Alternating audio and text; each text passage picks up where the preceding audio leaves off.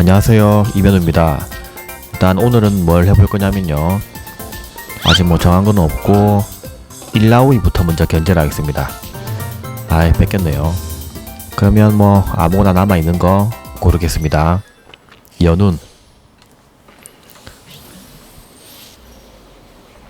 일단은 다리우스는 별로니까 팔고요. 용병 보겠습니다. 용병도 좀 별론 같은데 그냥 팔고 혁신가 보도록 하겠습니다. 혁신가를 보고 혹시나 모르니까 연운이 나왔으니까 마법공학을 보도록 할게요. 그래서 자르반을 사겠습니다. 블루 아니면 쇼진 좀 더 봐야겠네요. 일단은 이번에 증강체가 유희, 특강, 수면인데요. 유희나 수면이 많이 땡기긴 하지만 일단은 특강을 고르도록 하겠습니다. 먼저 역사의 의미와 역사학습의 목적을 간략하게 한번 짚고 넘어가겠습니다. 역사에는 사실로서의 역사가 있고요. 그리고 기록으로서의 역사가 있습니다.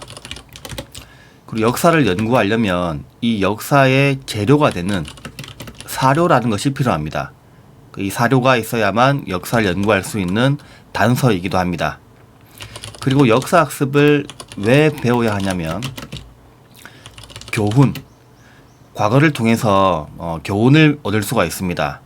그리고 역사적 사고력을 키워줄 수가 있죠. 원래 문명이 생기려면 그 조건들이 여러 가지가 있는데 가장 기본적인 것은 큰 강을 끼고 있다는 겁니다. 그럼 이 4대 문명, 메소포타미아 문명에는 큰 강이 뭐가 있냐면 티그리스 강과 유프라테스 강이 있습니다. 그리고 이집트 문명에는 나일 강이 있고요.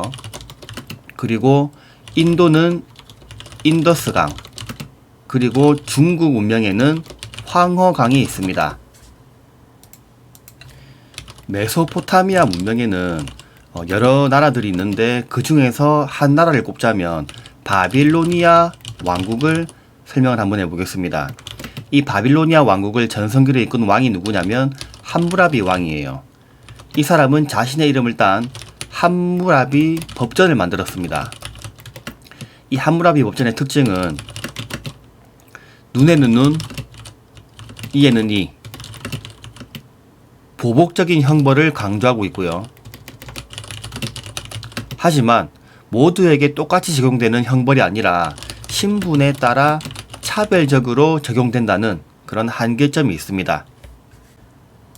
그리고 이 메소포타미아 문명을 공부하기 위해서는 이집트 문명과 함께 공부하면 더 도움이 됩니다. 서로 상반되는 점이 많거든요. 그 상반되는 이유를 지형적으로 보자면 메소포타미아 문명은 개방적입니다. 개방적이기 때문에 다른 이민족의 침입을 많이 받아서 전쟁이 많았어요. 정치적으로 살펴보면 왕은 신의 대리인이다 라고 얘기하고 있고요. 종교적으로 보면 하도 전쟁이 많았기 때문에 현재의 안정된 삶을 중시하고 있습니다. 그래서 죽고 난 뒤의 세계는 크게 관심이 없어요. 문화적으로 보면 달의 움직임을 기반으로 한 태음력을 사용하였고요.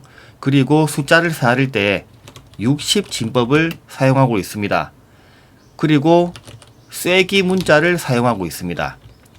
자, 그럼 이집트를 한번 볼게요. 이집트는 메소포타미아와 다르게 지형이 아주 폐쇄적입니다. 폐쇄적이기 때문에 다른 이민족의 침입을 받지 않고 하나의 나라가 통일된 하나의 나라가 오랫동안 유지된다는 겁니다. 정치적으로 보면 아까 메소포타미아에서는 왕은 신의 대리인이었지만 이번 이집트는 왕이 거의 신입니다. 이 왕을 파라오라 불렀는데요. 이 파라오의 신권 정치라 보면 되겠습니다. 왕 이퀄 신이라 보면 되겠죠. 그리고 종교적으로도 봐도 오랫동안 평화를 유지했기 때문에 지금 현재의 삶보다는 죽고 난 뒤에 내세적 종교관을 지니고 있습니다. 그렇기 때문에 죽고 난 뒤에 세계가 이제 궁금했기 때문에 왕의 거대한 무덤인 피라미드를 만들었고요. 그리고 왕의 시체를 갖다가 미라로 만들기도 했죠. 문화적으로 보면 태양의 움직임을 기반으로 한 태양력을 쓰고 있습니다. 숫자를 살리는 것은 십진법, 현재 우리와 같죠. 그리고 모양을 형상화한 상형 문자를 사용하였습니다. 그리고 4대 문명엔 들어가지 않지만 약간 자투리 형식으로 한번 배워본다면 페니키아가 있는데요. 이 페니키아는 지중해 동부에 식민 도시를 건설하였습니다. 그리고 표음 문자를 사용하였는데요. 이 표음 문자가 소리 나는 그대로 표시했다는 표음 문자인데요. 이게 현재 알파벳의 기원이 되고 있습니다. 그래서 페니키아가 중요하고요. 또 페니키아 말고도 헤브라이라는 도시국가가 있는데요. 여기는 유일신을 믿는 유대교를 중요시하고 있습니다. 이 유대교는 하나의 신만 모신다는 건데요. 그 전만 해도 여러 신을 모셨었는데 이 유대교는 오직 하나의 신만 믿습니다. 이러한 영향은 나중에 크리스트교와 이슬람교 성립에도 영향을 줍니다. 그래서 이 페니키아와 헤브라이는 4대 문명에는 들어가지 않지만 현재 아주 큰 영향을 주고 있는 나라입니다. 4대 고대 문명의 세 번째 문명인 인도 문명은 카스트 제도를 잘 기억하면 되겠습니다. 이 제도는 아주 엄격한 신분 제도인데요. 교과서 25쪽의 그림을 보면 각 신분별 명칭과 내용이 나와 있기 때문에 참고 바랍니다. 마지막으로 중국 문명을 살펴보겠습니다. 이 중국 문명에는 처음에는 상나라가 나오는데요. 이 상나라는 왕이 정치와 제사를 담당합니다. 그 정치와 제사의 1인자라고 보면 되겠고요. 그리고 나라의 중요한 일은 점을 쳐서 결정을 합니다. 그리고 이 점을 치는 와중에 갑골 문자를 사용하게 되는데요. 거북이의 등껍질과 이 동물 뼈의 그 갈라짐을 보고 문자를 사용한 게 갑골 문자입니다. 다음 두 번째는 주나라가 있는데요. 이 주나라는 봉건 제도를 실시하였습니다. 수도 부근, 그러니까 왕이 머물고 있는 수도 부근은 왕이 직접 통치하고요. 그리고 중국의 땅덩어리가 워낙 넓다 보니까 이 전체를 왕이 통치하기에는 힘이 듭니다. 그래서 왕이 가장 믿을 수 있는 자신의 그 혈연적인 관계인 왕족을 제후로 삼아서 나머지 지역을 통치하도록 합니다. 그래서 초기에는 이 봉건 제도가 아주 굳건합니다. 왕과 제후가 서로 형제거나 가까운 친척이기 때문에 제후가 왕을 배신하는 일은 없을 거예요. 하지만 시간이 흐르면 흐를수록 이러한 혈연 관계가 느슨해지자 왕실의 권위는 약화됩니다. 제후들은 더 이상 예전처럼 왕에게 충성을 다하지 않습니다. 그래서 이제 이 제후들은 지네들끼리 세력 다툼을 하게 되고요. 그리고 이제 춘추 전국 시대가 시작이 됩니다. 춘추 전국 시대는 그만큼 이제 이 전쟁을 많이 했던 중국의 시대인데요. 전쟁을 많이 했지만 문화적으로는 큰 발전을 이루었습니다. 그 대표적인 사상들을 제자백가라 부릅니다. 제는 여러 제자고요. 자는 스승입니다. 여러 스승님들이 백가, 100가지가 넘는 다양한 학파를 이끌었다라는 뜻인데 이 제자백가에서 대표적인 사상으로는 유가, 그리고 묵과, 법과, 도가가 있는데 먼저 유가는 여러분들이 잘 알고 있는 공자, 맹자가 대표적인 유가의 스승들입니다. 이 유가는 인과 예를 중시하는 도덕 정치를 강조하고 있습니다. 법과 같은 경우에는요, 한비자가 대표적인 이 학자인데 법과 제도에 따라 엄격한 통치를 주장하고 있습니다. 유가와 법과는 좀 많이 상반되는 경우이기도 하죠. 다음으로는 묵가가 있는데요. 이 묵가는 묵자입니다. 외우기 아주 편하죠. 묵가, 묵자. 이 묵자는 차별 없는 사랑을 강조하였습니다.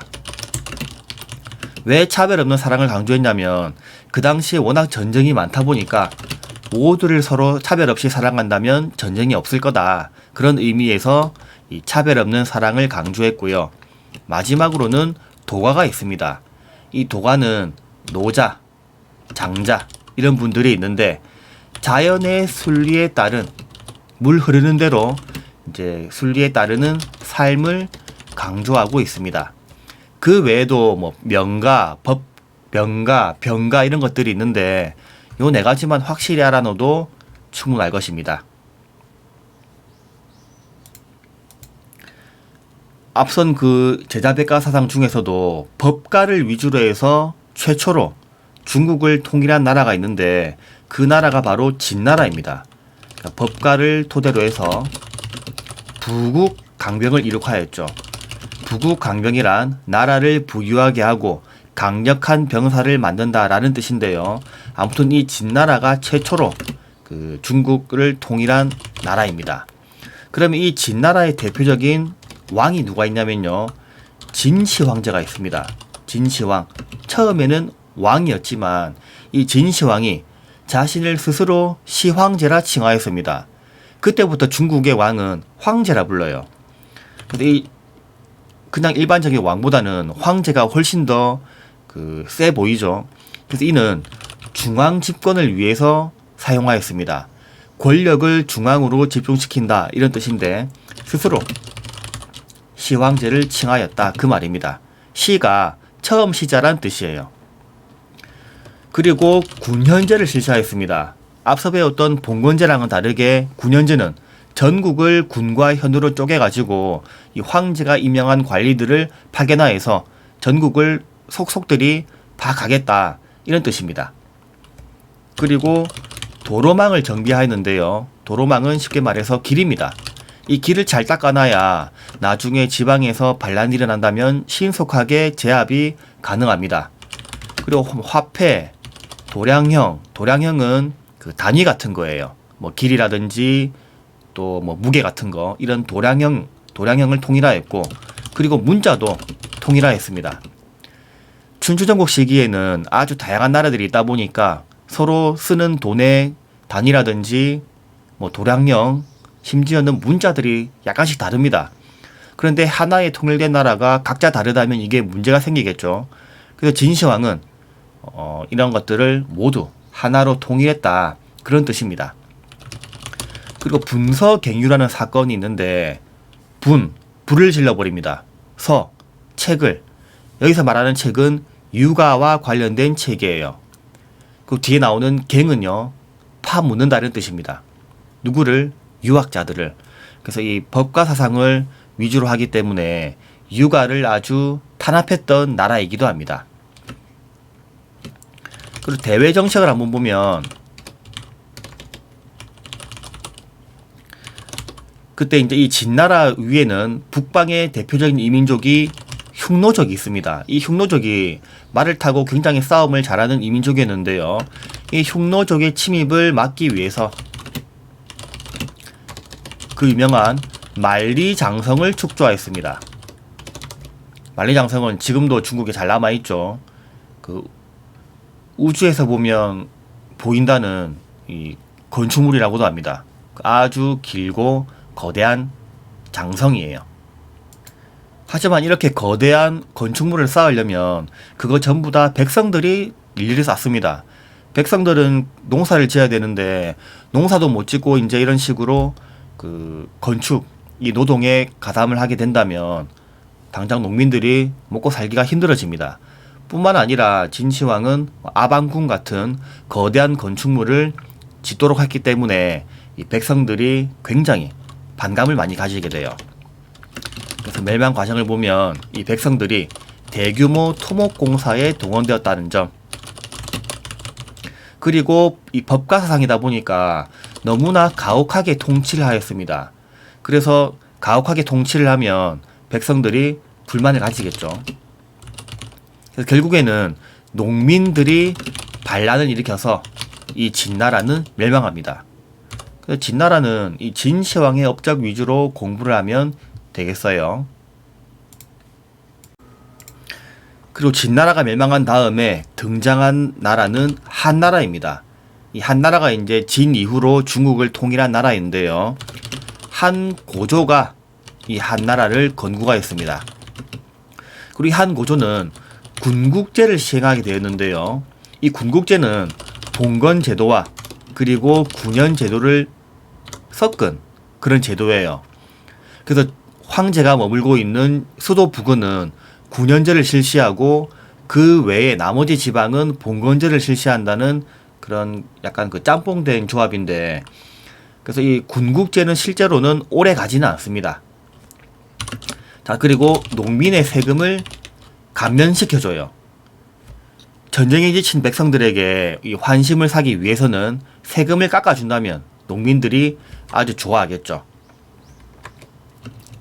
자, 다음 이제 중요한 황제입니다. 한무제. 이 한무제는 약간 그 앞에서 배웠던 진시황과 느낌이 비슷해요.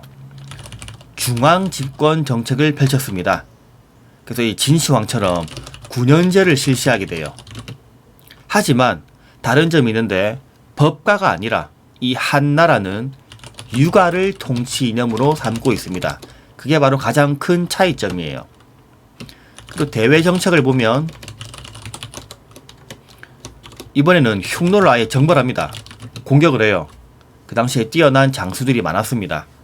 그리고 우리의 그 조상인 고조선을 정복하기도 하였습니다. 이 고조선은 그 내부 분열로 인해서 한나라에게 정복당한 거였어요. 실제로 완전 그 처참하게 정복당한 건 아니었습니다. 그리고 또 이렇게 전쟁을 하려면 필요한 것은 돈입니다. 돈.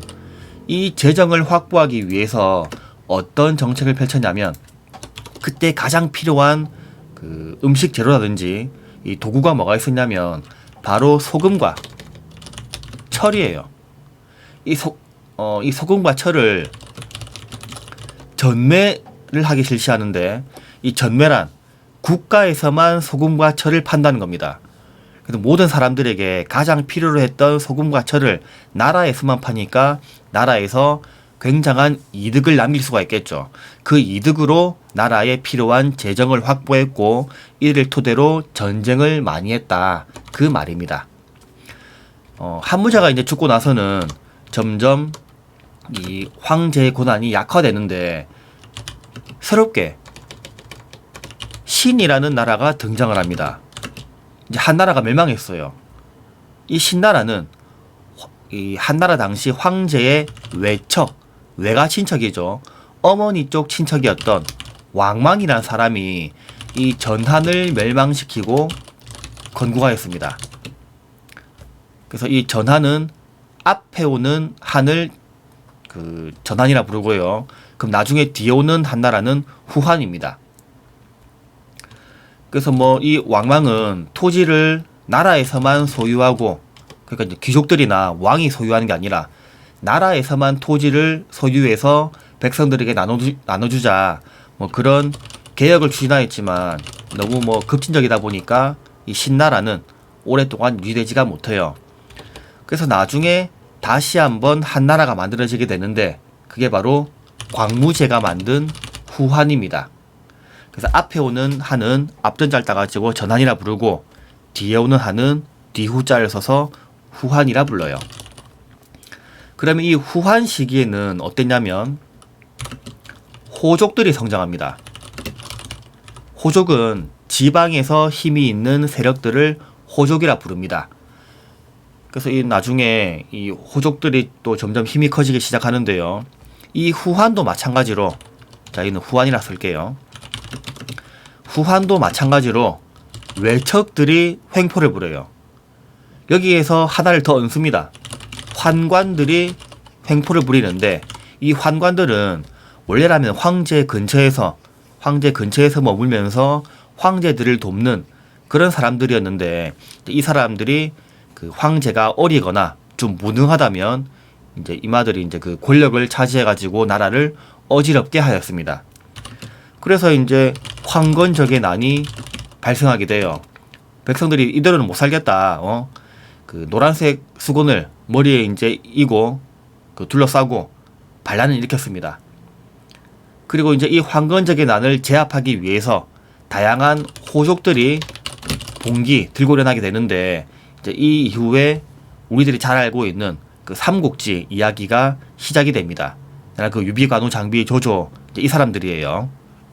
자, 문화적으로도 한번 살펴보겠습니다. 아주 중요한 역사서가 있는데요. 사마천이 저술한 사기입니다.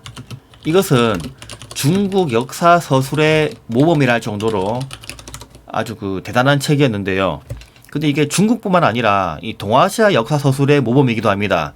우리나라에서도 가장 오래된 역사서인 삼국 사기도 이 사마천의 사기를 많이 인용한 그런 역사책이에요.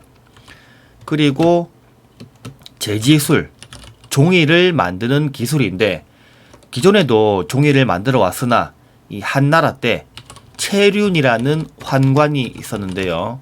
이 사람은 그 앞에서 배웠던 그 못된 환관들과는 다릅니다. 이 채륜이 종이 만드는 법을 더욱 개량해서 사람들이 그 중요한 내용을 옮겨 쓸 수 있는 그런 종이 같은 종이를 만들게 하였습니다. 그리고 비단길도 있습니다. 중국에서 대표적인 그 수출품이 비단인데요. 이 비단이 나중에 유럽으로 건너가게 되는데 그 유럽으로 이제 그 건너가는 그 무역 길이 바로 이제 비단길이에요. 실크로드인데 이름은 되게 이쁘지만 실제로는 굉장히 험난한 길이었다고 합니다.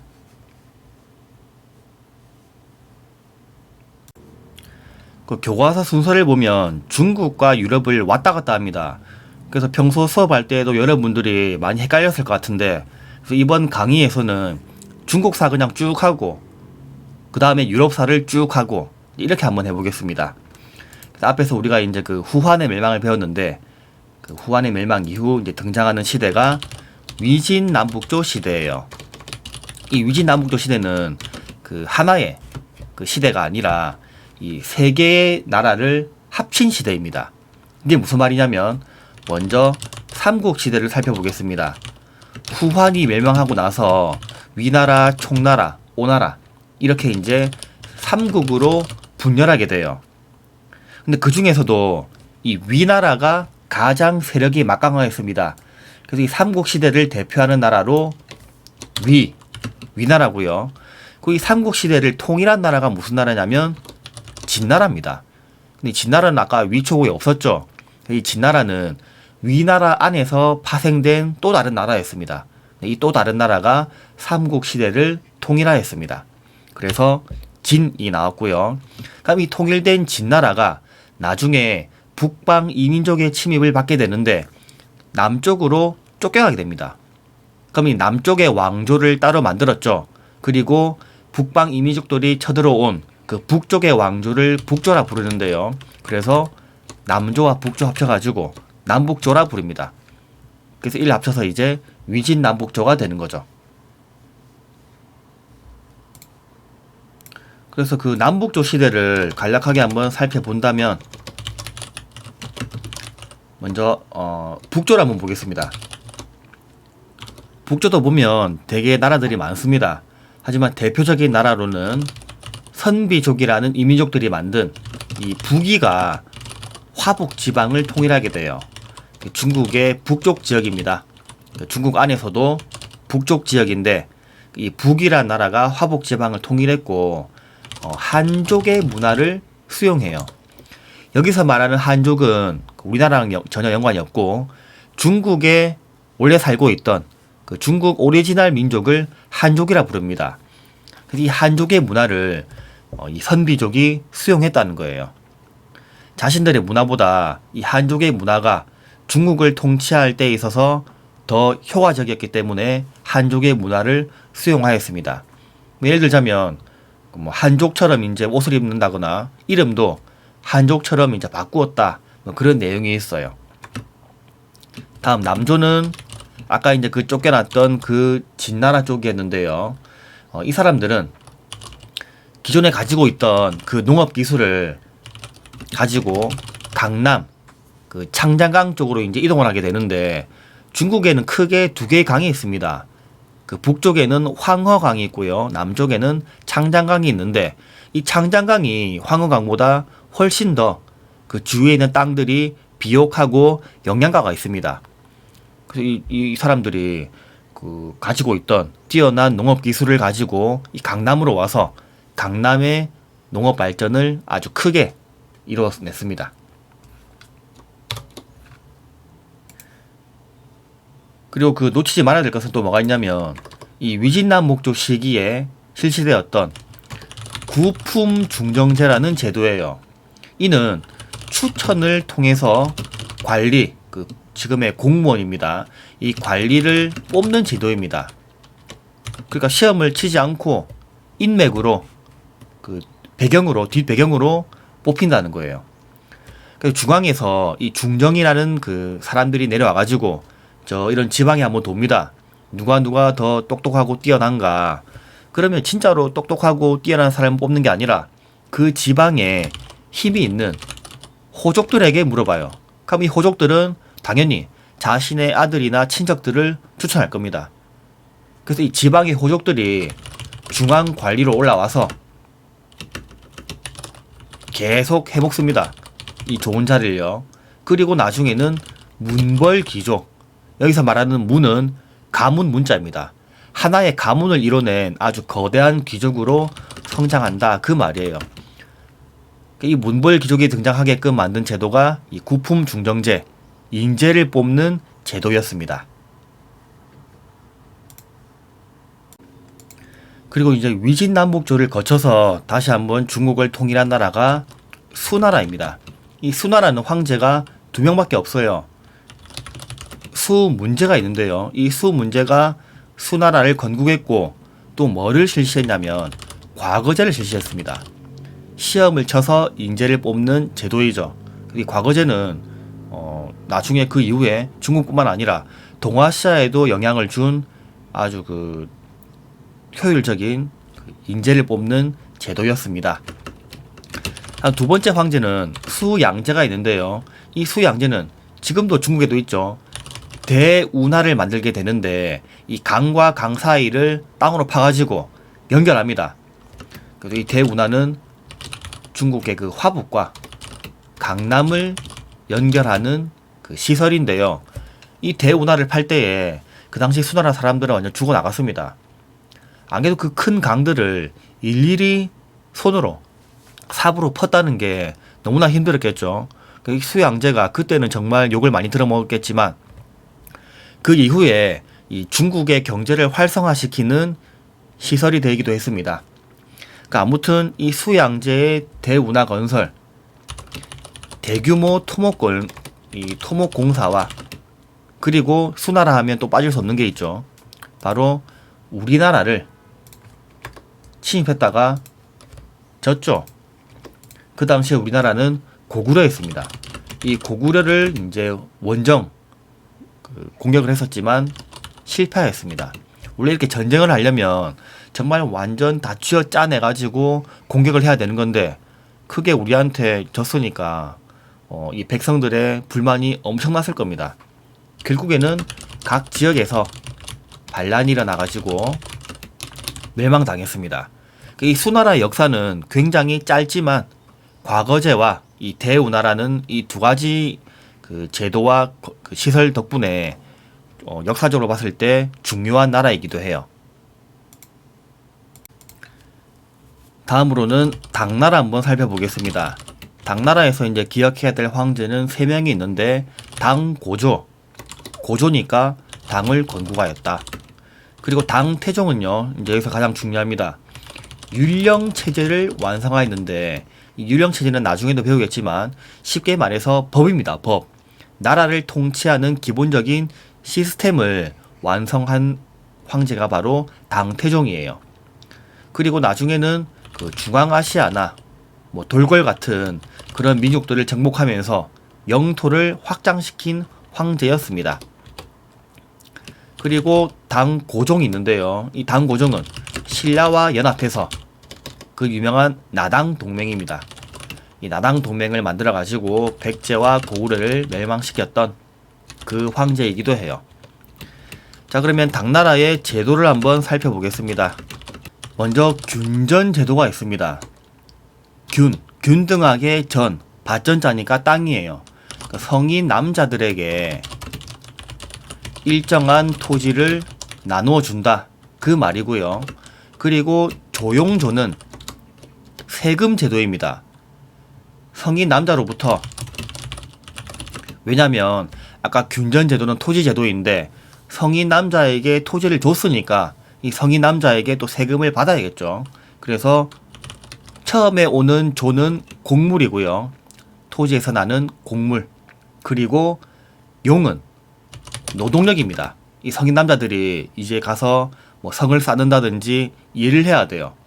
그리고 마지막으로는 조는 직물입니다. 옷감 같은 것들. 이 세 가지를 수취하는 세금 제도가 바로 조용조 제도예요.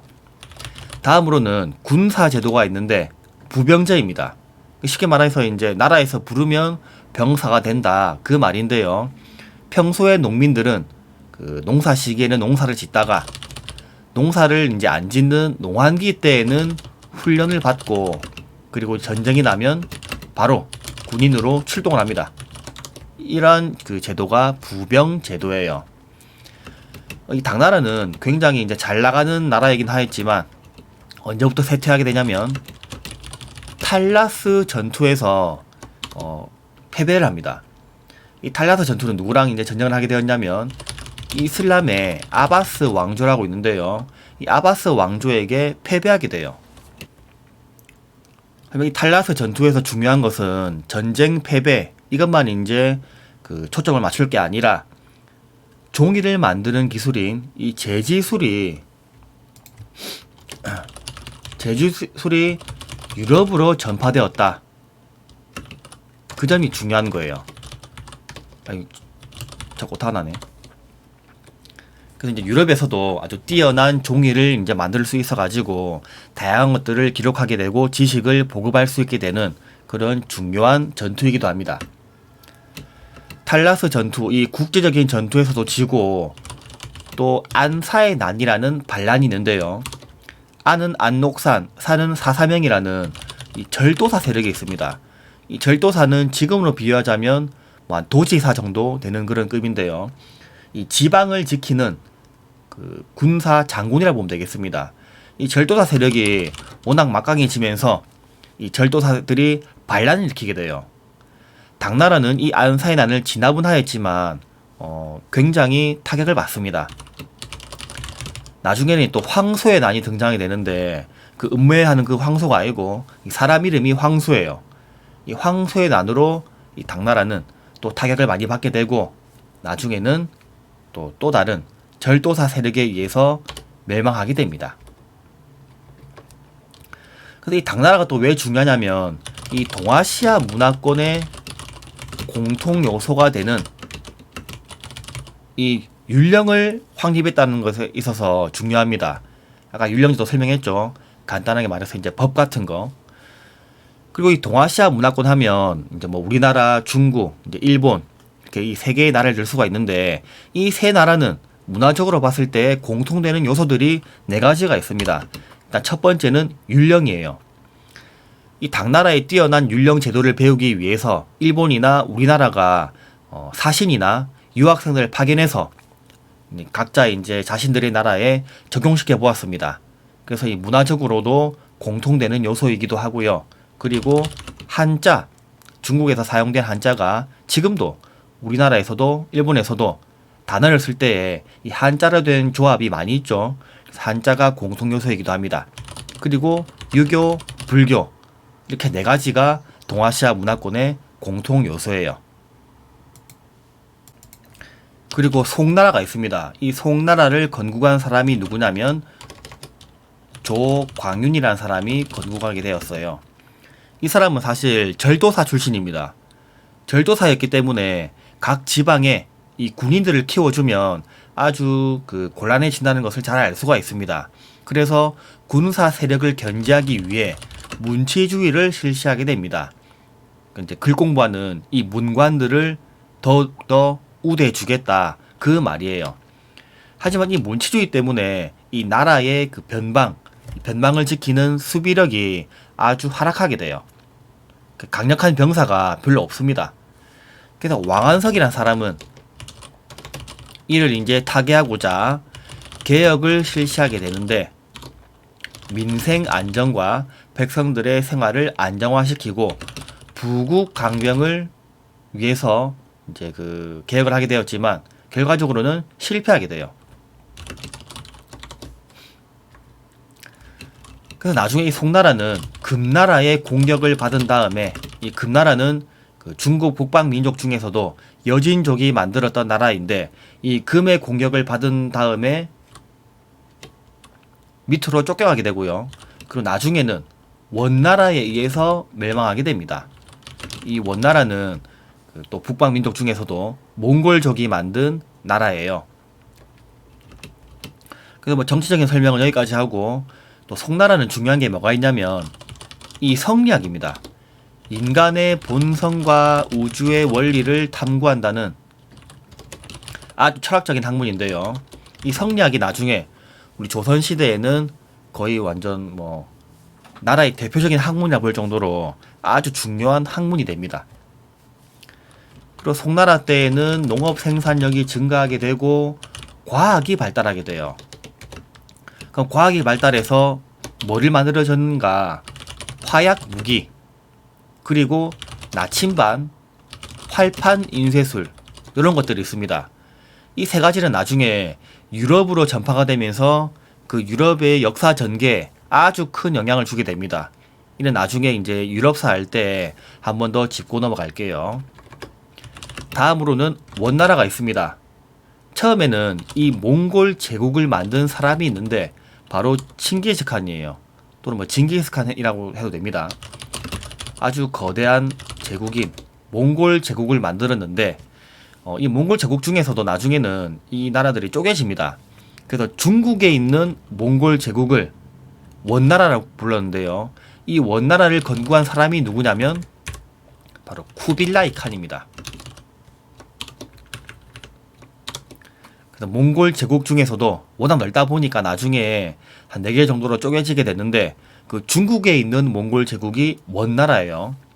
그럼 이 원나라에 대해서 한번 살펴보자면 이 원나라는 몽골 제일주의라 해서 이 민족 차별 정책을 실시합니다. 그래서 가장 높은 등급은 몽골족, 그 다음으로 높은 등급은 생목인이라고 해서 이슬람 상인들이에요. 나머지 이제 3, 4, 이 비지배층들은 중국 사람들입니다. 그리고 유라시아 대륙을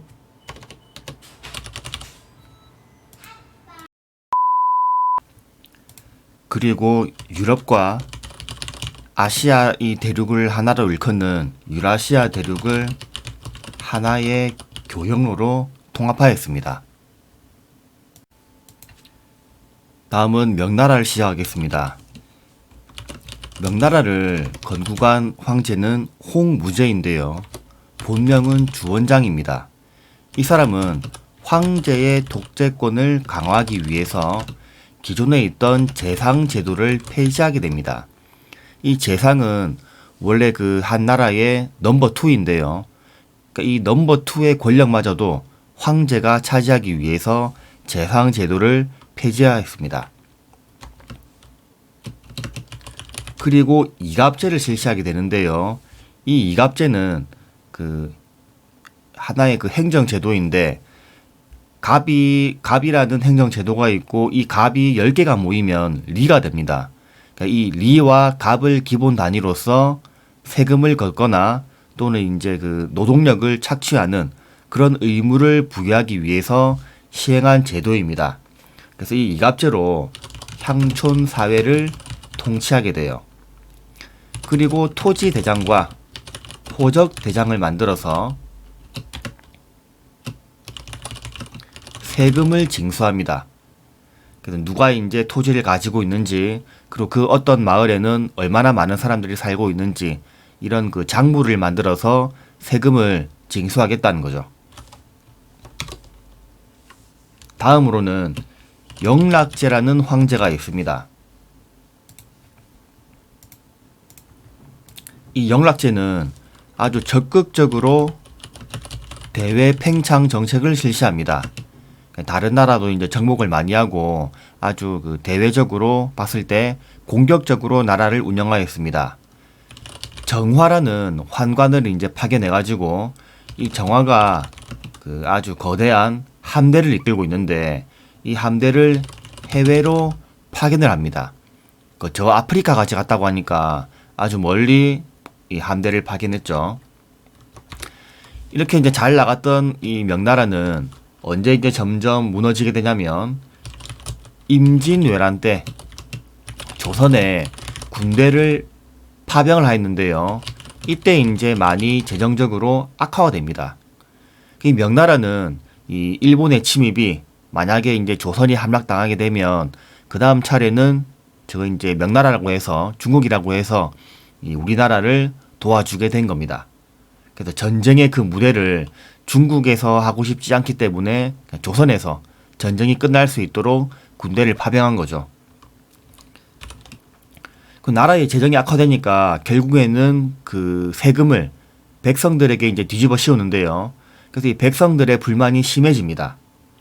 그래서 나중에는 이 이자성이란 사람이 이끄는 이자성의 농민군에 의해서 멸망당하게 돼요. 다음 이제 제도적으로 봤을 때에는 양명학이라는 유학이 있습니다. 송나라 때 배웠던 이 성리학과는 다른데요. 이 양명학은 너무나 그 이론적이고 철학적이었던 이 성리학에 비해서 양명학은 지식과 행동을 일치시키는 것을 강조합니다. 그러니까 이제 배웠으면 그를 이제 행동에 옮겨라 이런 거죠. 그리고 서양의 학문들이 이제 많이 소개되는데 대표적으로는 마테오 리치의 곤녀 만국 전도라는 세계 지도가 있습니다. 이 세계 지도를 보니까 더 이상 중국이 이 세계의 중심이 아니었던 거예요. 중국 사람들의 이 세계관이 많이 바뀌게 됩니다.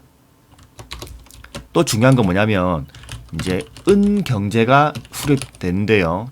이 은은 그 여러분들 알고 있는 그 실버입니다.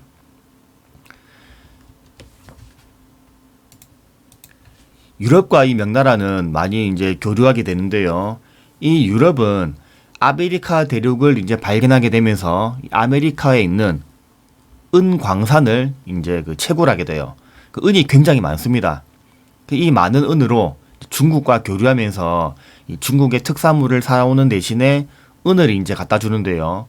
그 당시 세계 은의 3분의 1이 중국에 있었다고 하니까 얼마나 많은 은이 이 중국 명나라에 들어왔는지 알 수 있습니다.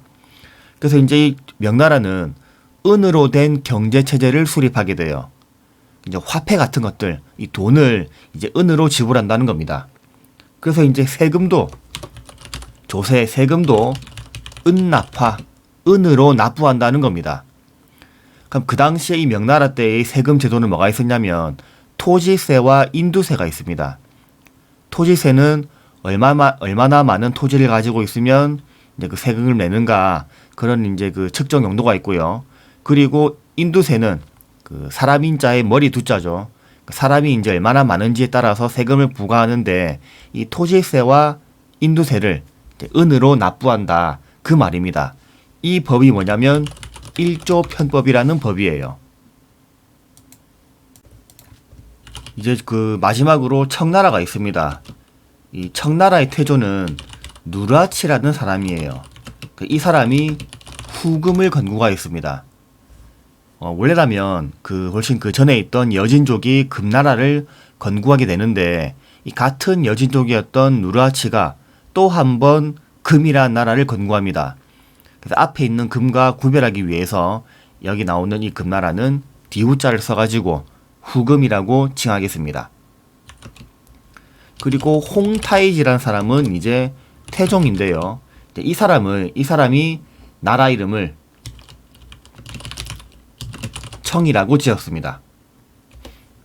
그리고 또 청나라에서 눈여겨볼 게 뭐냐면 지정은제라는 그 세금 제도예요. 역시나 이 명나라의 일조 편법과 마찬가지로 조세를 은으로 냅니다. 하지만 달라진 게 뭐가 있냐면 명나라 때의 일조 편법은 토지세와 인두세 이렇게 이제 두 번 은으로 낸다면 이 청나라의 지정은제는 이제 토지를 기준으로만 세금을 납부합니다. 그래서 일조편법보다 훨씬 더 간결해졌죠. 그리고 이 청나라는 그 기존의 그 중국 오리지널 민족 한족이 아닙니다. 그 원래 있던 이 한족을 통치해야만 돼요. 그래서 먼저 그 당근을 주는 회유책입니다. 만주족과 이 만주족이 여진족이에요. 그래서 이 만주족과 한족을 함께 등용합니다. 그 몽골 제일주의와는 좀 다르죠. 능력만 있으면 한족이라도 서로 민족이 달라도 그 관직으로 뽑아준다 이 말입니다. 그리고 대규모 편찬 사업을 추진하게 됩니다. 그 다양한 이제 문화 서적들을 이제 정리하는데 여기에 이 한족들을 이제 끼워준다는 거죠. 그래서 한족들의 문화도 나름 존중해주는구나 이렇게 이제 꼬시고 있습니다. 하지만 이제 당근을 줬으면 이제 채찍도 주겠죠. 마냥 잘해준 것만은 아닙니다. 강압책으로는 변발과 호복을 강요합니다. 그 변발은 제가 수업 시간에 이제 설명을 했었죠. 그 진정한 투블럭입니다. 그 정수리를 기점으로 이마까지는 싹 밀어버리고 이제 뒤로만 머리를 기르는 만주족 특유의 헤어스타일이에요. 그리고 호복은 이제 오랑캐 호자를 써가지고 만주족 전통 복장을 강요합니다. 누구에게? 한족들에게요. 그리고 중화 사상을 탄압합니다. 원래 이 한족이 가장 중심이다 이런 중화 사상을 완전히 탄압을 하게 됩니다. 그래서 중국은 일단 여기까지 하고 다음으로는 유럽사 한번 쭉 정리하고 마치도록 하겠습니다.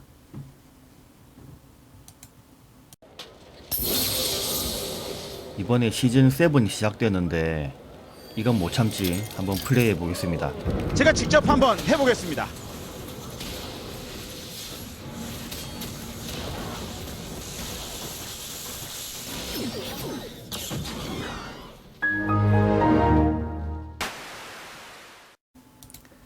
자, 그러면 이제 유럽사 시작하겠습니다.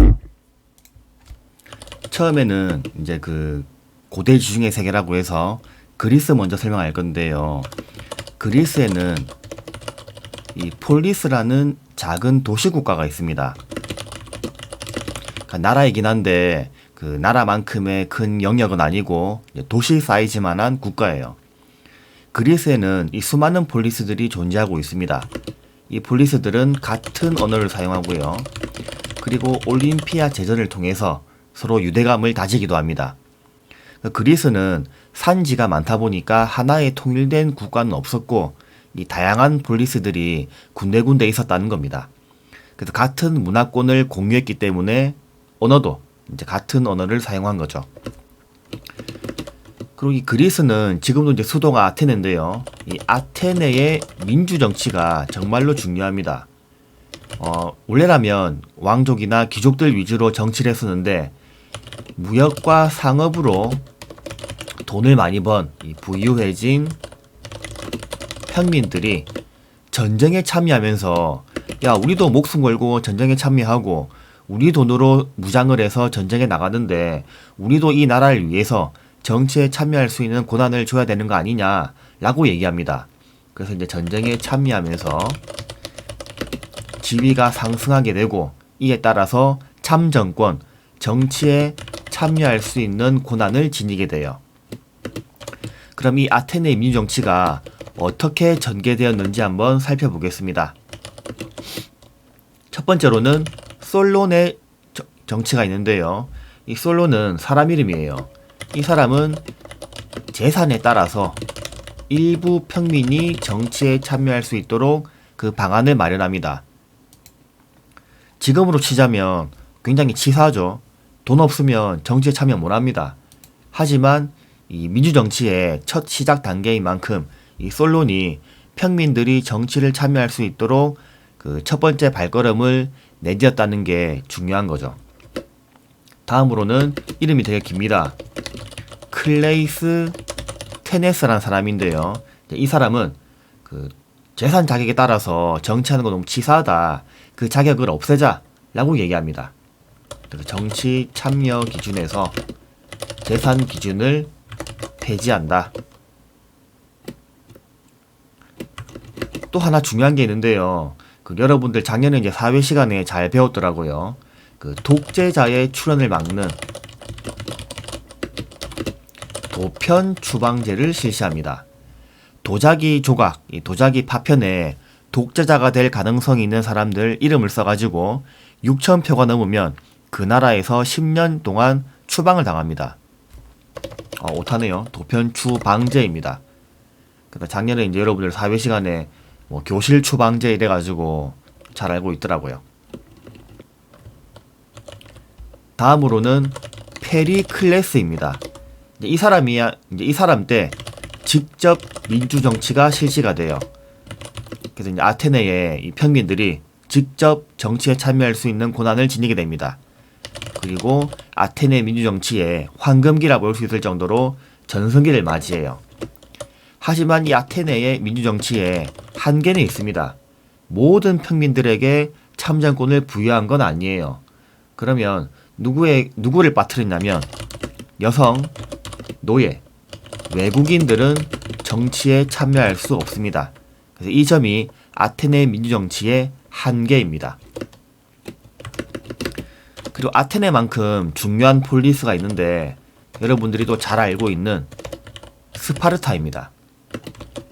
이 스파르타는 소수의 시민이 다수의 피지배층을 다스리기 위해서 아주 엄격하게 강력한 군사 통치를 실시합니다. 그래서 이 숫자가 많이 모자라다 보니까 더 엄격하고 강력하게 이 강력한 그 군사 통치를 실시한 거죠. 피지배층들은 이 시민들이 무서워서 말을 잘 듣습니다. 그리고 시민들은 이 군사 통치를 위해서 어렸을 때부터 엄격한 군사 훈련을 받아요. 이거는 수업 시간에 제가 영상으로 보여줬었죠.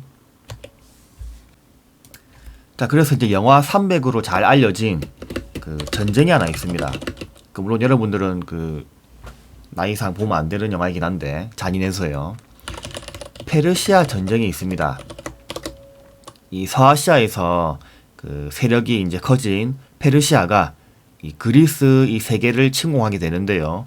이때 아테네와 스파르타가 막아냅니다. 그리스가 승리해요.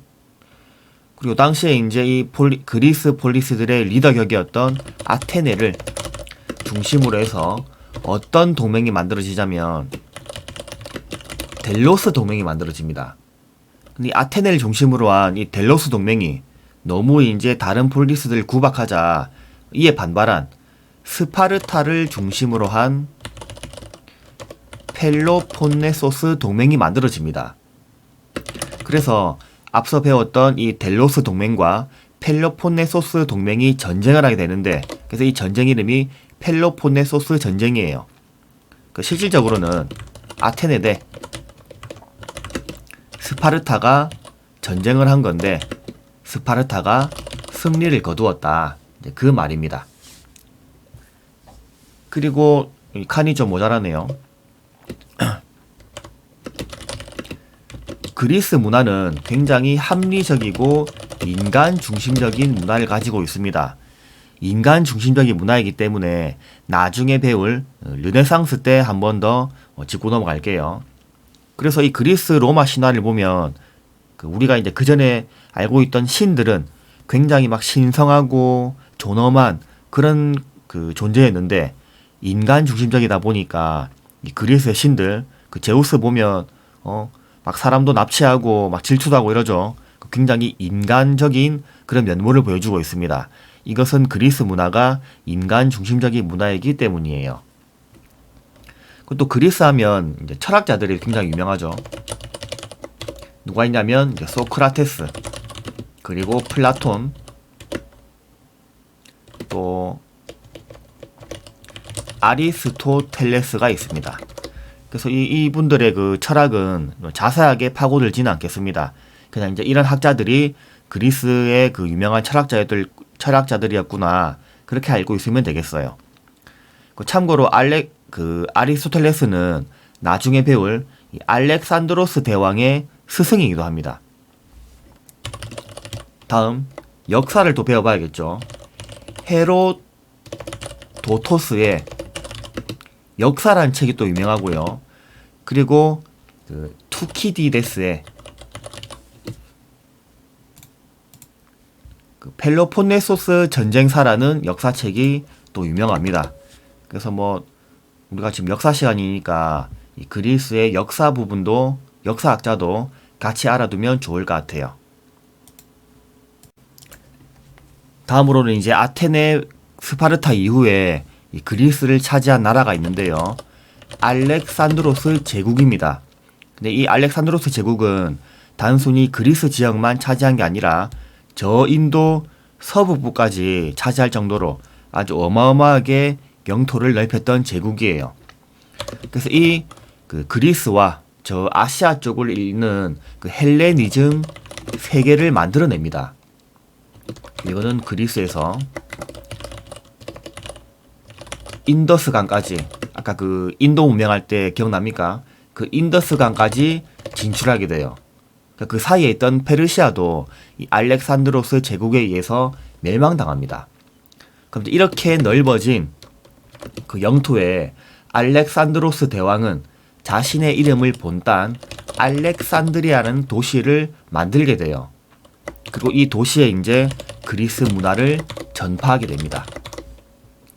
쉽게 말해서 이 헬레니즘 세계 알렉산드리아 도시를 만든 것은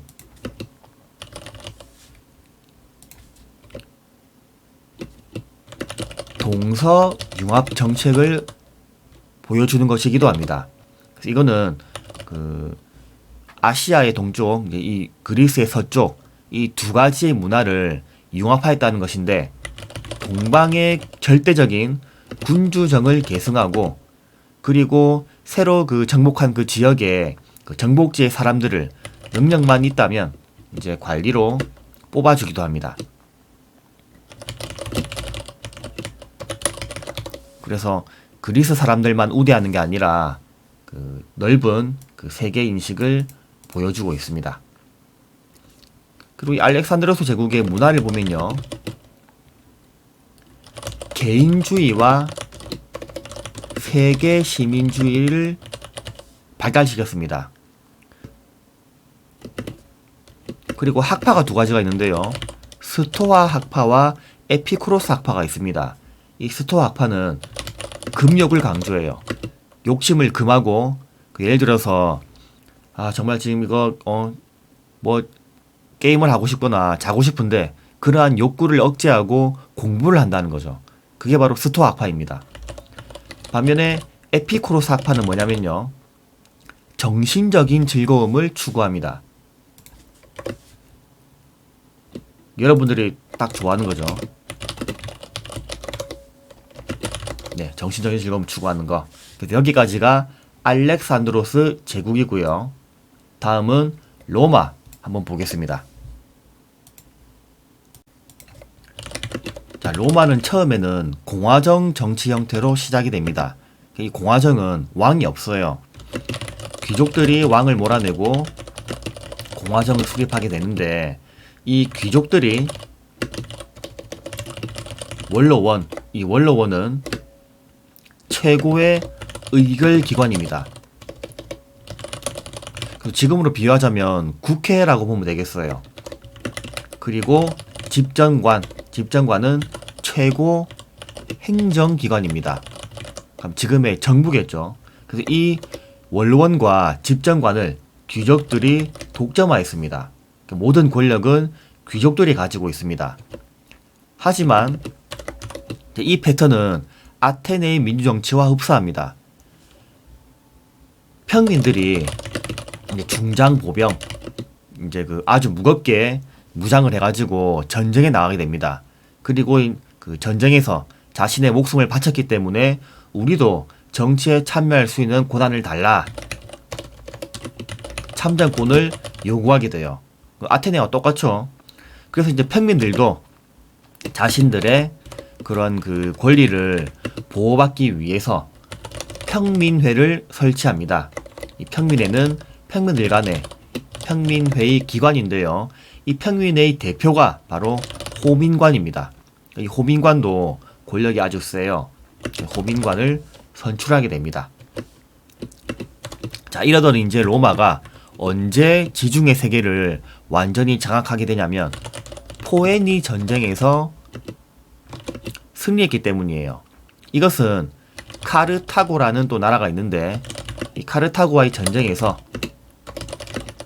로마가 3번 싸워가지고 3번 다 이깁니다. 그래서 지중해를 장악하게 돼요.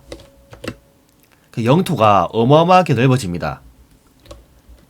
그냥 농장이라는 의미도 아주 넓은 그 영토인데 대농장을 차지하게 되는데요.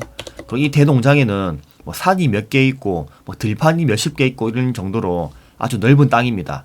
이것을 로마어로 라티푼디움이라 부릅니다. 그래서 이 대농장을 경영하게 되는데 그러면 누가 이 대농장을 경영하냐면 귀족들이 경영합니다. 그리고 이 땅을 넓히는 방법은 기존의 땅을 가지고 있던 자영농들, 자영농은 스스로 농사 짓는 사람들인데요. 이 사람들이 가지고 있던 땅을 빼앗아서 영토를 많이 넓히게 됩니다. 그럼 땅을 빼앗긴 자영농들은 몰락하겠죠. 국가를 운영할 때에 이 자영농이 왜 중요하냐면 이 사람들이 나라에 세금을 내고 그리고 이제 군력이라고 해서 이 군대의 의무를 다하게 됩니다. 근데 자영농들이 이제 사라지게 되고 이 사람들이 귀족들의 노비가 된다면 나라 입장에서는 굉장히 큰 손해입니다. 그래서 이를 막고자 그라쿠스 형제가 개혁을 실시하게 되지만 이 개혁은 귀족들이 가지고 있던 특권들을 자영농들에게 나눠주자 뭐 그런 내용이에요. 그럼 귀족들이 가만히 있을까요? 안 가만히 있습니다.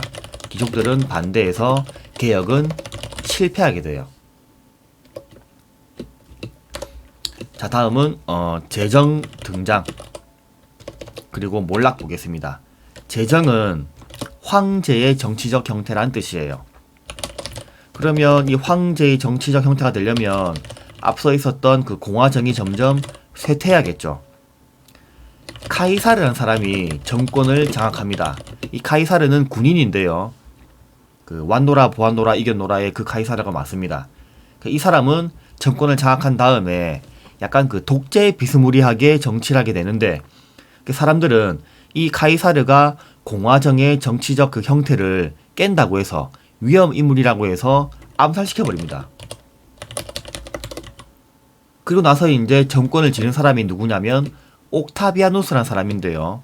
참 아이러니하게도 이 옥타비아누스가 재정, 황제의 정치적 형태를 만들게 됩니다. 카이사르 입장에서는 억울하죠.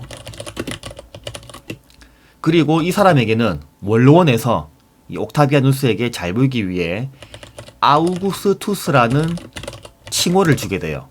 이거는 이제 존엄한 자라는 뜻으로 그리고 옥타비아누스는 굉장히 이 칭호를 마음에 들어서 앞으로 나를 무조건 아우구스투스라 불러달라라고 얘기했습니다. 자, 그 다음으로는 이제 또 중요한 게 뭐가 있냐면 콘스탄티누스라는 황제예요. 이 황제는 크리스트교를 공식적으로 인정하였고요. 자신의 이름을 본따서 만든 도시인 콘스탄티노플이라는 도시를 만들어서 이곳으로 천도하게 됩니다. 천도는 수도를 옮긴다 그런 뜻이죠. 이를 계기로 로마는 동로마와 서로마로 분리됩니다. 나중에 이 동로마와 서로마는 또 차후에 또 설명을 할게요. 그럼 아까 크리스트교 나왔으니까 이것도 한번 짚고 넘어가야겠죠. 이 예수의 가르침을 기반으로 한 이제 모두를 사랑하라라는 그런 정신을 기반으로 한 종교인데요. 그래서 좀 사회적으로 약자들이었던 뭐 노예, 여성, 하층민들을 중심으로 확산됩니다. 하지만 이 그리스도교는 황제를 숭배하는 것을 거부했다고 해서 박해를 받아요. 하지만 나중에는 이 콘스탄티누스가 밀라노 칙령을 발표하여 그리스교를 공식적으로 인정합니다. 콘스탄티누스 공인 이렇게 써둘게요. 그 나중에는 이제 4세기 말에는 로마의 국교, 이제 단순한 공식적인 인정이 아니라 로마에서 제일 가는, 로마를 대표하는 종교가 되었다 그 말이에요. 그래서 이 그리스도교는 나중에 이제 세계적인 종교로 성장하게 됩니다.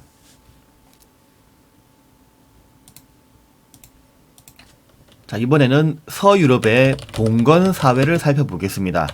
이제 중세 유럽이 시작된 거예요. 그러면 이 게르만족의 이동을 빼놓을 수 없습니다. 게르만족은 원래 이 유럽 중에서도 저 북쪽에 있던 이민족이었는데, 유목민족이었는데 훈족의 압박으로, 이 훈족은 흉노족 중에 또 하나인데 이 흉노족이 굉장히 싸움을 잘합니다. 이 흉노족의 훈족의 압박으로 게르만족이 이동하게 돼요. 그런데 이 게르만족이 훈족에게 당해서 그렇지 그런 호구는 아닙니다. 이 게르만족도 싸움을 잘해요. 그래서 이 게르만족이 이동하면서 서유럽으로 왔는데, 게르만족이 아까 배웠던 이 서로마 제국을 멸망시켜요. 이제 중세 유럽이 시작된 겁니다. 그러면 살아남은 동로마는 뭐가 되는가?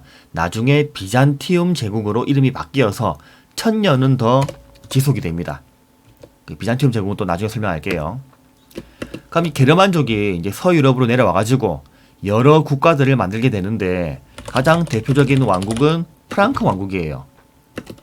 이 프랑크 왕국은 크리스트교를 수용하여 로마 교회의 지지를 받습니다. 게르만족은 원래 이 크리스트교를 믿는 민족이 아니었는데, 가만 보니까 이 종교가 가장 유럽을 대표하는 종교이고 유럽을 다스리려면 이 종교를 믿어두면 되게 편할 것 같거든. 그래서 크리스트교를 수용해가지고 이 로마 교회의 지지를 받는 그런 그 명분도 얻게 됩니다. 또 나중에는 이슬람 세력도 이제 격퇴하면서 이제 이 로마 교회가 비록 저 프랑크 왕국은 게르만족, 다른 민족이 세운 나라이지만 정말 이 크리스트교를 수호해주는, 지켜주는 정말 좋은 나라구나, 이제 이런 인식을 받게 되죠. 이는 중세 유럽을 살고 있는 백성들도 마찬가지입니다. 그럼 이 프랑크 왕국의 전성기를 이끈 황제가 누구냐면 카롤루스 대제예요. 이 카롤루스 대제는 영토를 많이 확장시켰고요. 그리고 교황에게 서로마 황제의 왕관을 받습니다.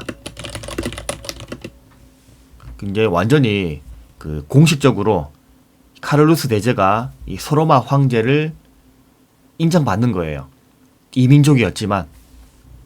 그리고 이 카롤루스 대제는 실제로 글자를 읽지 못했다고 해요.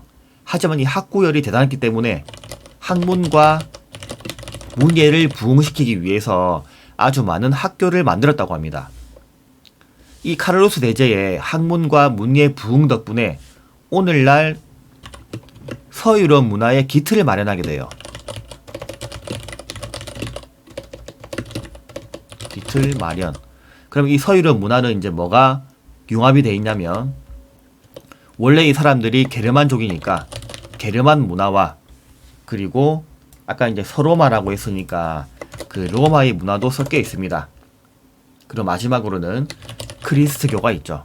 요 세 가지를 융합시켜서 오늘날 서유럽 문화의 기틀을 마련한 사람이 카롤루스 대제예요. 하지만 이렇게 잘 나갔던 카롤루스 대제가 죽고 나자 사후 이제 분열됩니다. 그래서 이 베르댕 조약과, 이게 그 댕자가 안 쳐지네요. 그냥 일단 댕이라고 하겠습니다. 실제로는 베르댕이에요. 베르댕 조약과 메르센 조약으로 오늘날의 그 프랑스, 독일, 이탈리아 이렇게 이제 나뉘게 됩니다. 그 동프랑크, 중프랑크, 서프랑크로 나뉘거든요. 이게 이제 프랑스, 독일, 이탈리아가 돼요. 자, 그럼 이제 봉건제도 한번 살펴보겠습니다. 이 봉건제는 먼저 그 주종 관계를 빼놓을 수가 없는데, 주인과 종, 그 신하 관계죠. 이는 토지를 매개로 주군과 봉신의 관계가 만들어집니다. 그래서 주군은 봉신에게 토지를 주면서 신하로 봉합니다. 그러면 봉신은 주군에게 충성과 이제 충성을 맹세하게 되죠. 그래서 만약에 주군이 부르면 바로 봉신은 와야 됩니다. 다음 장원제. 아까 이제 이 토지를 받은 봉신은 어떻게 이 토지를 운영했냐면 그게 바로 장원제예요. 하나의 이제 마을 같은 건데 일단 그 봉신이 주군에게 받은 봉토를 운영하는 방식이고 이 장원제는 자급자족적인 농촌 공동체입니다. 필요한 게 있으면 그 안에서 만들어 쓴다는 거예요. 즉 다시 말하면 다른 장원과의 교류가 거의 없습니다. 그래서 그 안에서만 사는 어떻게 보면 폐쇄적인 공동체라 볼 수 있죠. 그래서 이 장원을 다스리는 영주가 거의 뭐 국왕이나 다름없습니다. 그럼 이 장원 안에서 살고 있는 이제 그 신분 계층을 한번 봐야겠는데 일단은 그 일반 백성들을 농노라 불러요. 그러니까 농민과 노예의 성격을 같이 지니고 있는 백성들입니다.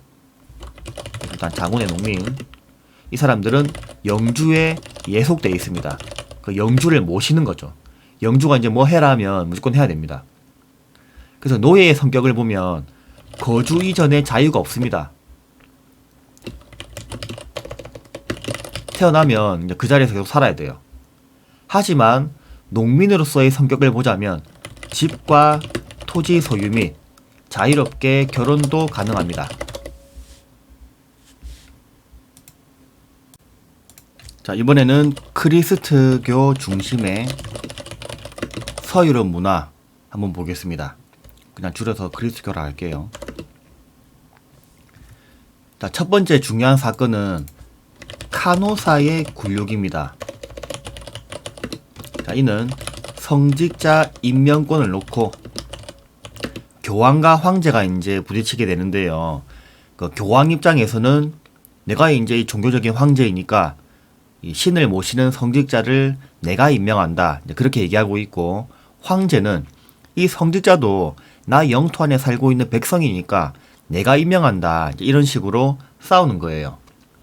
그 당시에 교황은 누구냐면 그레고리우스, 칸이 좀 모자라네요. 교황 그레고리우스 7세입니다. 그리고 황제는 하인리히 4세예요. 그래서 이제 이 사람들이 이제 교황과 황제가 막 부딪혔는데, 그래서 교황은 괘씸하다, 저 황제를 파문하겠다, 그렇게 얘기를 합니다. 교황이 황제를 파문시켜버려요. 이 말은 니는 이제 앞으로 그리스도 믿지마, 주말마다 교회 나오지마, 이겁니다. 중세 유럽 사람들에게 있어서 이 그리스도교는 단순한 종교가 아니라 정말 생활 그 자체입니다. 이 생활 그 자체를 부정당한 황제는 굉장히 당황스러워해요. 그래서 이 황제는 그 당시 교황이 머물고 있던 카노사 성에 가가지고 그 앞에서 3일 동안 무릎을 꿇고, 게다가 겨울이었는데 맨발이었습니다. 이 3일 동안 빌어서 사절을 해가지고 용서를 받아요.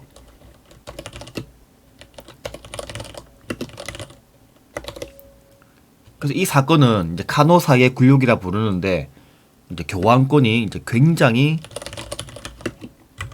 올라갔다, 그렇게 보면 되겠습니다. 반면에 이제 황제의 권위는 많이 하락하였죠. 그래서 이 그리스교의 중세 문화를 보면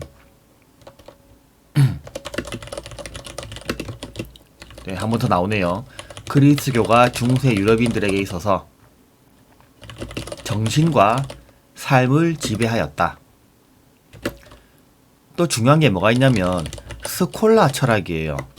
이 스콜라 철학은 토마스 아퀴나스라는 사람이 이제 그 만든 책이 있는데요. 그 책 제목이 신학 대전입니다. 굉장히 두껍고 어려운 내용의 책인데 아주 간략하게 정리해보자면, 신을 모시는 이 신앙과 그리고 인간의 그 이성을 잘 조화시키자 그 말이에요. 그 어떻게 조화시키는지 궁금하다면 그 신학대전 한번 읽어보시길 바랍니다. 자, 다음은 비잔티움 제국을 한번 살펴볼게요. 앞서 이제 그 서로마가 게르만족의 이동으로 이제 멸망하였는데 그 살아남아있던 동로마가 비잔티움 제국이 되어서 1000년 동안 더 유지가 됩니다. 그래서 이 비잔티움 제국의 특징은 약간 또 서유럽과는 다릅니다. 이 지리적으로 봤을 때 지금의 그 터키, 이제 터키는 또 이름을 그 튀르키예라고 바꿨어요. 이 튀르키예 지역에 있는 나라인데 이 특징을 보면 황제가 정치적 통치권과 종교적 권한을 행사합니다. 그래서 종교적으로도 1인자, 정치적으로도 1인자라는 뜻이에요.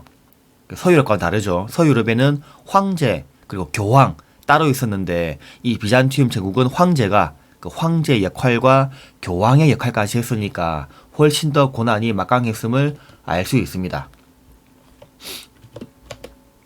그리고 수도는 어디냐면 콘스탄티노폴리스예요. 앞서 배웠던 그 콘스탄티누스 황제가 만든 그 도시가 맞습니다. 이 도시는 그 당시에 굉장히 큰 도시라서 이 유럽과 아시아의 교역로이기도 하였습니다. 사람들이 많이 다녔고요. 지금의 이스탄불이에요. 이 지역은. 그러면 이 비잔티움 제국의 또 전성기를 이끈 황제를 알아봐야겠죠. 유스티니아누스 황제입니다. 자, 이 황제는 전성기를 이끌었고요. 그리고 옛 로마 제국의 영토를 회복하였습니다. 그리고 자신의 이름을 본따서 만든 책이 있는데요. 유스티니아누스 법전이에요. 이 책은 원래 또 로마 하면 유명한 게 이제 로마 법인데요. 이 로마 법을 집대성 모아서 다시 한번 정리하였는데 그 법전 이름이 유스티니아누스 법전입니다. 그리고 지금도 남아있는 그 이스탄불에 있는데요. 성 소피아 대성당을 건설합니다. 그 유튜브 영상으로 한번 검색을 해보면 그 아주 그 거대하고 아름다운 그 대성당 건축물을 볼 수가 있습니다. 그리고 이 비잔티움 제국으로 인해서 동서교회가 분열이 돼요. 이게 이제 왜 분열되냐면 성상, 성스러운 조각상입니다. 그리스교에서 이제 그 성스러운 조각상 하면 뭐가 있냐면 십자가가 있는데요. 이 성상을 숭배를 하는데 서로마에서는 이 성상을 숭배하는 것을 긍정적으로 봅니다. 왜 그러냐면 그 주위에 있던 이민족들을 정복하고 그 사람들에게 이제 이 그리스교를 알릴 때에는 문자보다는 이런 그 조각상, 그 이미지화된 이 조각상을 보여주면서 교화시키길 더 편했어요. 그래서 이 성상 숭배하는 것을 긍정적으로 보았지만 동로마에서는 이제 뭐라 말하냐면 이 비잔티움 제국에서는 저게 어떻게 숭배할 대상이냐, 단순한 조각상인데 오시지 말자 이런 식으로 얘기를 해요. 이 성상 숭배 문제를 놓고 그 로마 서쪽에서는 로마 가톨릭 교회가 되고 그리고 이제 동쪽 이 비잔티움 제국에서는 그리스 정교가 됩니다.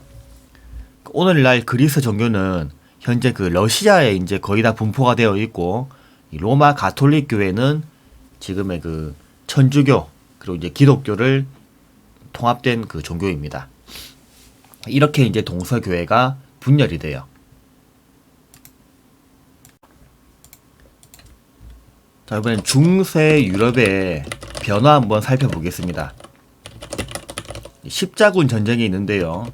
이 십자군 전쟁은 크리스트교 문화를 지닌 국가들과 이슬람 문화를 지닌 국가들 간의 아주 대규모의 전쟁이었어요.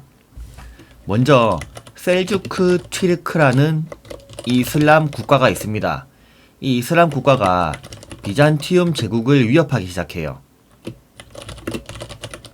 그리고 그 그리스교의 성지였던 예루살렘을 정복한 다음에 이 유럽 사람들이 성지 순례를 못하도록 막습니다. 그래서 이제 이 그리스교 사람들이 굉장히 이제 분노를 하고 있어요. 그러자 이제 이 비잔티움 제국이 이제 위협당하자 비잔티움 제국 황제가 도와줘라고 이제 요청합니다. 그러자 이제 이 서로마 쪽에 있던 서유럽에 있던 교황이 오케이 알겠다. 그러면 우리가 사람 모아서 갈게. 우리 모두들 전쟁에 참여합시다라고 호소하게 돼요. 이를 이제 클레르몽 공의회라 부릅니다. 그 처음에 이제 전쟁을 한 다음에는 예루살렘 지역을 회복해요. 하지만 곧바로 뺏깁니다. 그리고 전쟁의 목적은 원래라면 이 성스러운 전쟁, 종교적인 목적이었는데 이게 변질됩니다. 점점 이 다양한 국가들, 뭐 영국, 프랑스, 뭐 이런 나라들이 있는데 자신의 그 나라의 이득을 위해서 싸우기도 해요. 그래도 뭐 요약지는 없지만 그 돈을 위해서 이 비잔티움 제국 같은 그 편이었던 이 비잔티움 제국을 팀킬도 해요. 뭐 때문에 이제 돈, 경제적인 이득을 위해서요. 그 성지 회복에 실패하였다. 그 십자군 전쟁은 유럽 사람들이 졌습니다. 그럼 그 영향을 한번 보자면요. 교황과 제후, 기사 세력이 약화됩니다. 원래 이제 중세 유럽에서는 교황이 정말 절대적이었어요. 왜냐하면 신을 모시는 사람들 중에서도 가장 높은 사람이었으니까. 그리고 그 교황이 클레르몬 공의회에서 자, 신의 계시가 있었다.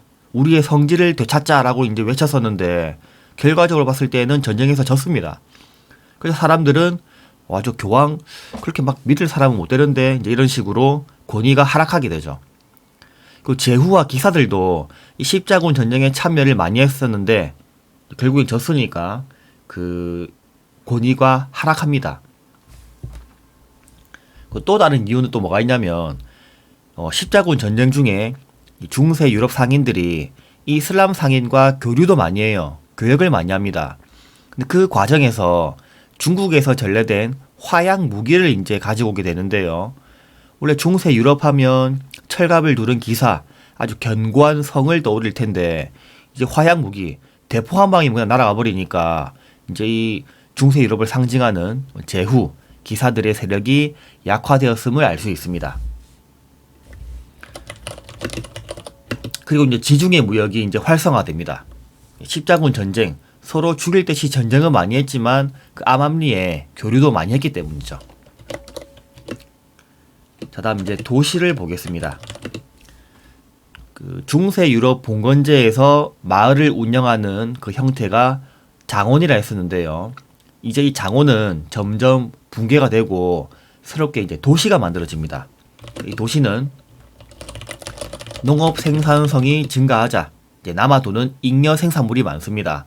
그러면 다른 사람들과 교역, 상업을 해야겠죠. 장사하는 장소가 시장입니다.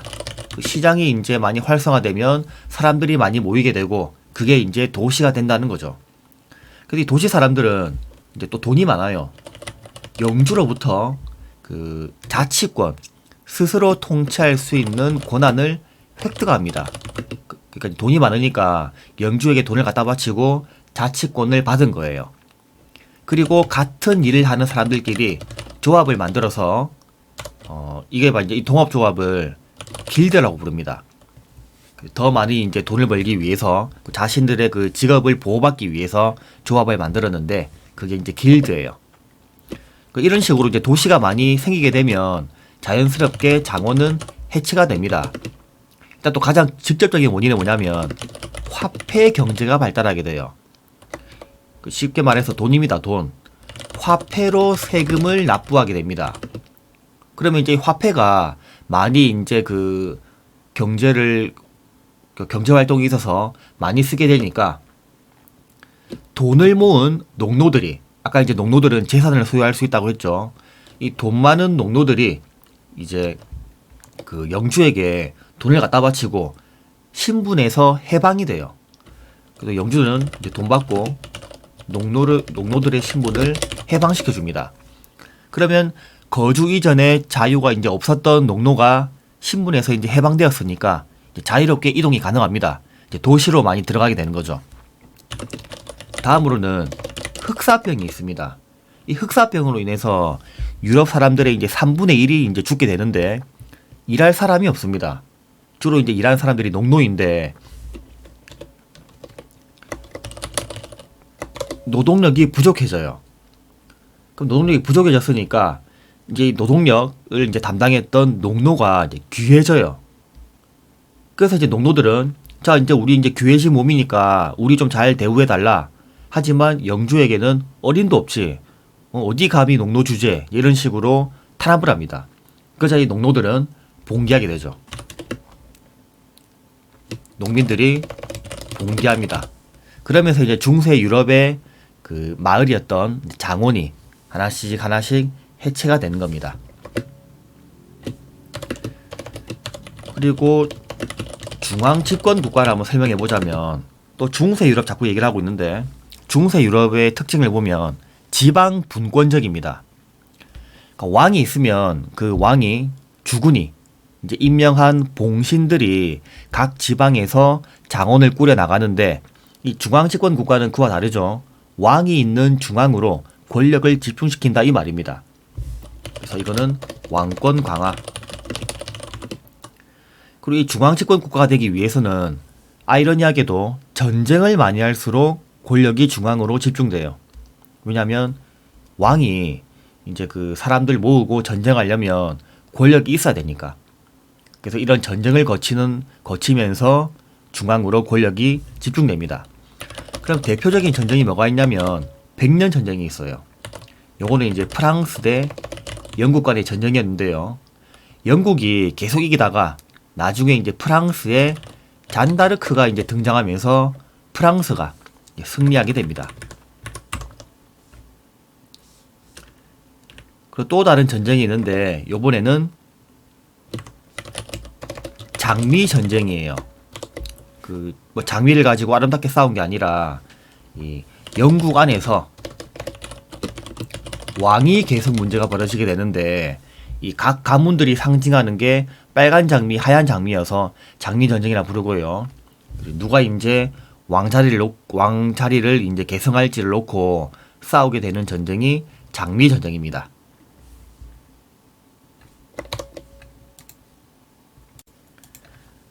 그리고 이제 중세 유럽과 이제 근대 유럽 사이에 이제 과도기 과정이 있는데 그게 바로 이제 르네상스예요. 이 르네상스는 인간 중심의 문예를 부흥하는 운동입니다. 그리스 할 때에 인간 중심적인 문화였다 혹시 기억하고 있죠? 이게 요때로 이어집니다. 중세 유럽은 아주 신 중심이었다면 이제 고대와 이 르네상스는 인간 중심의 문화였다. 이렇게 알아두면 되겠고요. 그러면 이 르네상스는 이탈리아의 르네상스가 있고 알프스 이북의 르네상스가 있습니다. 각자 이 두 가지의 특징을 잘 기억해 놓길 바라며 이탈리아 르네상스는 교과서 86쪽을 한번 살펴보거나 노트 필기된 부분을 살펴보면 더 좋을 거예요. 절대 귀찮아서가 아닙니다. 다음 종교개혁이 있습니다. 대표적인 이제 종교개혁가로는 루터라는 사람이 있는데요. 이 사람은 교황 레오 10세의 면벌부 판매에 관해서 95개조 반박문을 발표하였습니다. 이 교황이 이제 어떻게 했냐면 돈을 내면 그 사람이 이제 벌을 받을 수 있는 거를 면제해 준다라고 얘기를 해요. 그 돈 많은 사람은 죄 짓고 돈만 내면 벌을 안 받습니다. 이는 뭔가 이제 굉장히 부조리하죠. 그래서 이를 놓고 루터가 95개조 반박문을 펼쳐가지고 교황 네가 잘못했네 이런 식으로 따지고 든 거예요. 다음 칼뱅은 예정설. 이미 사람의 운명은 정해져 있으니까 각자 그 자신의 그 본분에 맞게 열심히 살아라 이거예요. 그리고 상공업자들의 지지를 받습니다. 왜냐하면 이 상공업자들의 경제활동을 긍정적으로 보았기 때문에 돈 많은 상공업자들이 이 칼뱅을 되게 좋아했어요. 이번에는 사람은 아닙니다. 영국 국교회가 만들어지게 되는데요. 이거는 이제 영국의 국왕이 영국 교회의 수장이다, 대장이다 그 말입니다. 그럼 영국도 약간 그 비잔티움 제국처럼 국왕이 정치적, 종교적 지배자였다 이렇게 보면 될 것 같아요. 그리고 종교 전쟁. 기존에 있던 이 로마 가톨릭 교회가 썩었다. 이거 개혁해야 된다. 새롭게 이제 등장하는 종교가 신교예요. 그러면 로마 가톨릭 교회는 구교라 보면 되겠죠. 그래서 이 구교와 신교가 서로 이제 전쟁을 합니다. 그러면 로마 가톨릭 교회의 구교가 썩은 건가요? 하겠지만 이 로마 가톨릭 교회도 나중에는 그래, 우리가 잘못한 거 맞아. 우리 예전처럼 다시 한번 청빈하고 그런 깨끗한 종교로 돌아가자라고 해서 다시 스스로 내부적으로 개혁을 합니다. 하지만 구교, 신교가 나뉜 건 어쩔 수가 없죠. 그래서 이 종교 전쟁이 30년 동안 지속이 됩니다. 나중에는 이 30년 전쟁이 베스트팔렌 조약으로 끝이 나게 돼요. 자, 이제 마지막 부분입니다. 신앙로 개척과 유럽 지역 질서의 변화. 자, 신앙로의 배경이 아니라 이제 신앙로 개척의 배경을 한번 살펴보겠습니다. 먼저 첫 번째는 동방에 대한 호기심 때문이에요. 앞에서 우리 배웠던 원나라 혹시 기억하고 있습니까? 이 원나라에 살던 이탈리아 상인 마르코 폴로가 있는데요. 이 사람이 이제 원나라에서 거의 한 15년 넘게 살면서 보고 듣고 느낀 것들을 기록한 책이 있는데요. 이 책 제목이 동방견문록이에요. 동방 지역을 보고 들은 것들을 기록했다 그 말입니다. 이거를 보니까 되게 신기한 게 많거든. 그 유럽 사람들이 나도 한번 가보고 싶다. 이제 이렇게 호기심이 자극된 거죠. 그리고 동방과의 직접적인 교역로를 모색하기 위해서 신항로 개척이 되었습니다. 이 유럽 사람들은 저기 동방과에 이제 교역하고 싶은데 여기서 말하는 동방은 아시아예요. 중간에 이슬람 상인들이 있어가지고 이 이슬람 상인들이 가운데 끼어서 중개 무역을 하면서 이제 이득을 보니까 좀 바가지를 많이 쓰는 경향이 있습니다. 그래서 에이 더럽다. 우리가 직접 교역로를 한번 찾아볼래? 라고 해서 이제 된 거죠. 그리고 이제 이 신항로를 개척하려면 일단은 기술이 발달되어야 됩니다. 어떤 기술이 발달되어야 하냐면 지리학, 지도를 만드는 기술, 그리고 선박 제작 기술. 일단 그 신항로를 개척하려면 바닷길을 뚫어야 되는데 이 거친 바다를 이겨내고 항해할 수 있는 튼튼한 배를 만들 수 있어야겠습니다. 그리고 나침반, 중국 송나라 때 발명품이었던 나침반이 이제 유럽에 전파되면서 유럽 사람들이 바다 위에서도 방향을 알 수 있는 그 내비게이션 역할을 했다는 거죠. 그 나침반이 중요합니다. 그러면 신항로 개척의 전개 과정을 한번 살펴볼게요. 먼저 포르투갈 바스쿠 다가마라는 사람이 인도 항로를 개척합니다. 이때부터 인도 캘리컷에 있는 후추를 많이 이제 가지고 오게 돼요.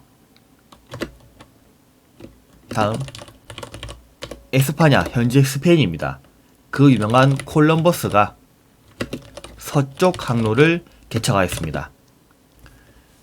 이 콜럼버스는 자신이 발견한 대륙이 서인도 대륙이라고 생각했겠지만 그게 아니었죠. 아메리카 대륙이었습니다. 다음 마젤란의 함대는 최초로 세계 일주에 성공하게 됩니다. 하지만 마젤란 같은 경우에는 필리핀에서 이제 사망하였고 마젤란 밑에 있던 부하들이 수습해가지고 그 함대를 이끌고 다시 돌아왔기 때문에 마젤란의 함대가 세계 일주에 성공했다. 그렇게 보면 되겠습니다. 그러면 신항로를 이제 이렇게 찾게 되면서 어떤 변화가 있었냐면 기존에 있었던 이제 이 지중해 무역이 중심지였는데 이제는 그게 아닙니다. 유럽과 아메리카 대륙 사이에 있는 거대한 바다인 대서양으로 무역 중심지가 이동하게 돼요. 대서양 무역 중심지. 그리고 삼각 무역이 발전합니다. 유럽과 아메리카 그리고 아프리카 이 삼각형 모양으로 무역이 발전하게 됩니다. 교과서 125쪽을 보면 나름 그 지도가 나와 있습니다. 그리고 새로운 문물들이 유럽으로 전파가 되는데요. 뭐 담배, 감자, 옥수수, 뭐 코코아 등 다양한 문물들이 유럽으로 전파됩니다. 또 중요한 거는 가격혁명이라는 사건이에요. 가격이 아주 정말 혁명적으로 올랐다 뭐 그 말인데 이게 왜 그러냐면 아메리카에 금과 은이 유럽으로 많이 들어옵니다. 그래서 이제 이 유럽 사람들이 일단은 그 화폐 자체는 많아지게 돼요. 그래서 그 만들어진 물건은 한정되어 있는데 돈은 많아지니까 그 물가가 상승합니다. 물가가 뛰었다. 이게 가격혁명이에요. 그러면 또 상업혁명도 있는데요. 상업이 정말 혁신적으로 발전되었다. 그 말입니다. 이 상업 발전이 나중에 그 근대 자본주의 발달에도 영향을 주게 됩니다. 근대 자본주의는 2학기 때 유럽사 할 때 배우게 될 거예요.